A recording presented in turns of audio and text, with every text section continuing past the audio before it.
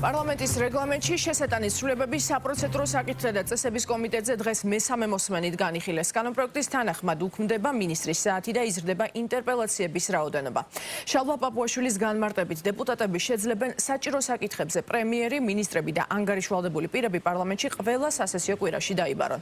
რეგლამენტის ახალი პროექტით მუდმივ მოქმედ საბჭოებს დროებითი კომისიები ჩაანაცვლებს. იცვლება საკანონმდებლო ინიციატივის წარდგენის წესიც.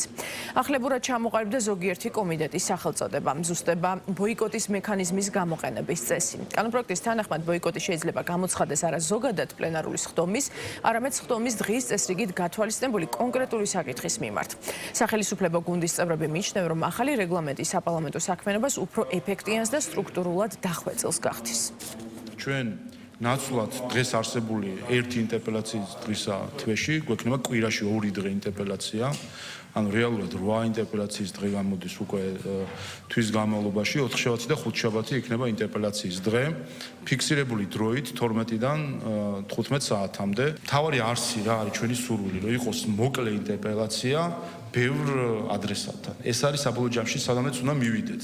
ნაცვლად 12 საათიანი პროცედურისა, რაც მანამდე იყო ერთ ადრესატთან, რაც იყო ნაზავი პრეზენტაციისა, კითხვების შეგროვებისა, რომელშიც შეიძლება ერთ დეპუტატს ქონოდა ინტერესი და სხვას შეიძლება არ ქონოდა, ეხლა გქონდეს რაც შეიძლება მიახლოებული პროცედურა კითხვის დროისა, რაც სხვა პარლამენტებში არის ხოლმე.